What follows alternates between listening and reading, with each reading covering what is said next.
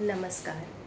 मैं डॉक्टर अर्चना राय, assistant professor Hindi, Hemvati Nandan Bahuguna, राजकीय स्नातकोत्तर महाविद्यालय नैनी, प्रयागराज। आज के मेरे इस व्याख्यान का विषय है अनुवाद के अन्य रूप, लिप्यंतरण और मशीनी अनुवाद। अनुवाद पे तो हम चर्चा कर चुके हैं विस्तार से। आज हम चर्चा करते हैं सबसे पहले लिप्यंतरण पे और उसके बाद हम चर्चा करेंगे मशीनी अनुवाद पर। आइए हम जानते हैं लिप्यंतरण क्या है। अनुवाद के लिए अंग्रेजी में ट्रांसलेशन शब्द का प्रयोग प्रचलित है, किंतु इसके साथ ही साथ एक अन्य शब्द का प्रयोग भी हम करते हैं जिसे हम ट्रांसक्रिप्शन कहते हैं। यह ट्रांसक्रिप्शन अनुवाद का हिंदी पर्याय न होकर इसका शाब्दिक अर्थ लिप्यंतरण है, यानी लिपि का अंतरण। एक लिपि में लिखी गई बात का दूसरी लिपि में परिवर्तन या अंतरण ही लिप्यंतरण कहलाता है। जैसे एक उदाहरण से मैं अपनी बात को स्पष्ट करूं, राम बाजार गया। इसका यदि हम अंग्रेजी में अनुवाद करते हैं तो हम कहते हैं राम वेंट टू मार्केट, यानी राम बाजार गया।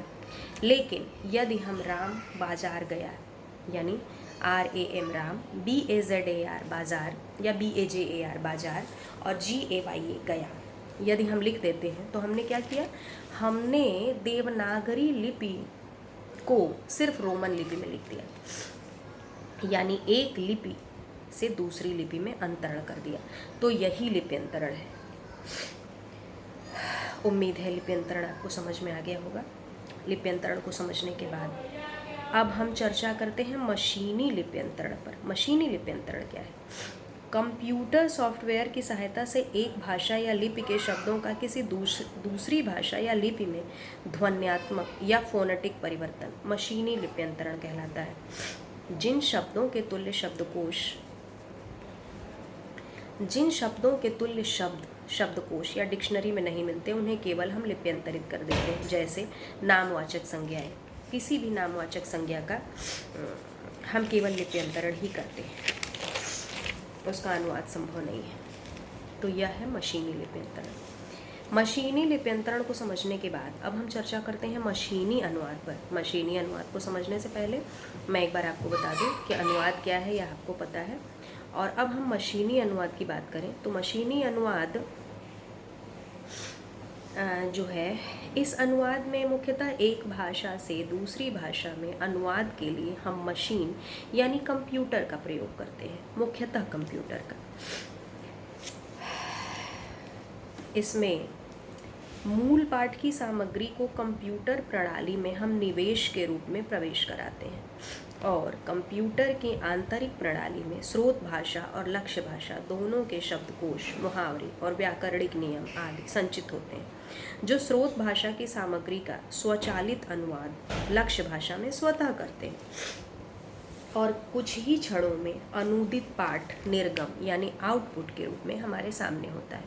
यह मशीनी अनुवाद प्रायः बड़े स्तर पर जो हमको अनुवाद करने होते हैं, जैसे बड़ी बड़ी चीज़ों का अनुवाद, एक समय में मतलब शार्ट समय में, कम समय में बहुत सारी बड़ी बड़ी चीज़ों का अनुवाद करने में यह मशीनी अनुवाद अत्यंत सहायक है। मशीनी अनुवाद से बहुत ही कम समय में हम अधिक से अधिक अनुवाद कर सकते हैं, इसलिए यह अत्यंत लाभदायक भी है। यह जो मशीनी अनुवाद है उसकी कई सारी पद्धतियां हैं। मुख्यतः हम मशीनी अनुवाद के लिए मुख्यतः 3 पद्धतियां अपनाते हैं। पहला है इसमें प्रत्यक्ष मशीनी अनुवाद पद्धति, यानी डायरेक्ट मशीन ट्रांसफ़र मेथड। दूसरा है अंतरण मशीनी अनुवाद पद्धति, यानी ट्रांसफ़र मशीन ट्रांसलेशन मेथड। और तीसरा है अंतर्भाषिक यानी इंटरलिंगुअल मशीन ट्रांसलेशन मेथड, अंतर्भाषिक मशीनी अनुवाद पद्धति। अब क्रमशः आइए हम इन्हें समझते हैं। सबसे पहले हम समझते हैं प्रत्यक्ष मशीनी अनुवाद पद्धति क्या है। प्रत्यक्ष यानी डायरेक्ट मशीन ट्रांसलेशन मेथड।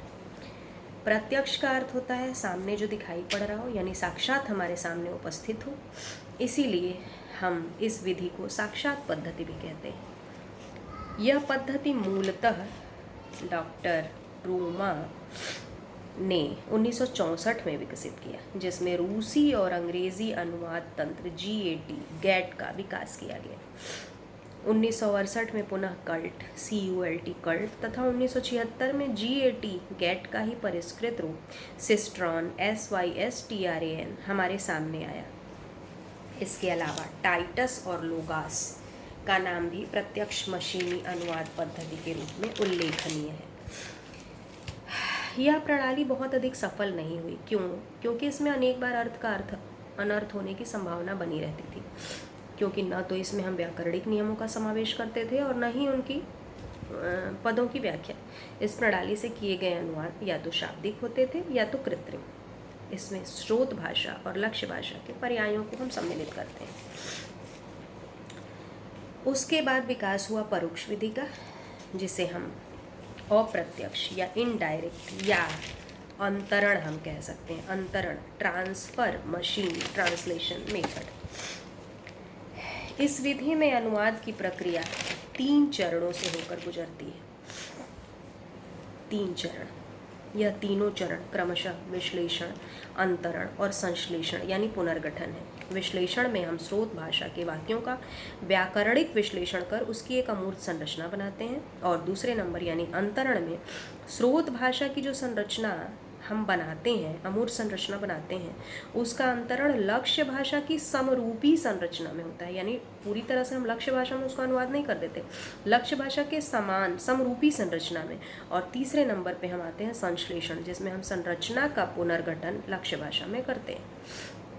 जो समरूपी संरचना हमने बनाई होती है उसका पुनर्गठन लक्ष्य भाषा में हम कर देते हैं और हमारे सामने अनुवाद उपस्थित हो जाता है। जर्मनी की सूजी SUSY और फ्रांस की गेटा अंतरण पद्धति की मुख्य प्रणालियां हैं, आप कह सकते हैं। और उसके बाद हम एक और चीज़ बताते हैं कि प्रत्यक्ष और अंतरण मशीनी अनुवाद पद्धति में जो मूलभूत अंतर है वो ये है कि पहली में व्याकरण संबंधी सूचनाओं का उपयोग नहीं होता और दूसरी में उनकी अत्यधिक भूमिका रहती है। इसलिए पहली वाली से ज़्यादा अच्छा इसको हम मान सकते हैं। और तीसरे नंबर पे हम आते हैं अंतर्भाषा यानी इंटरलिंगुअल मशीन ट्रांसलेशन मेथड। इस पद्धति में स्रोत तथा लक्ष्य भाषा के बीच एक अन्य मध्यस्थ भाषा का सृजन होता है। स्रोत भाषा जिसका अनुवाद करना है, लक्ष्य भाषा जिसमें अनुवाद करना है, और इन दोनों के बीच में एक मध्यस्थ भाषा का सृजन होता है। इस मध्यस्थ भाषा को हम सार्वभौम भाषा भी कहते हैं, जो कि वास्तव में भाषा नहीं होती। वास्तविक भाषा न होकर भाषा निरपेक्ष या निरपेक्ष भाषा होती है, जिसमें प्रतीकों के माध्यम से हम विश्व ज्ञान की संकल्पनाओं का निरूपण करते हैं। 70 के दशक में स्टैनफोर्ड में रोजर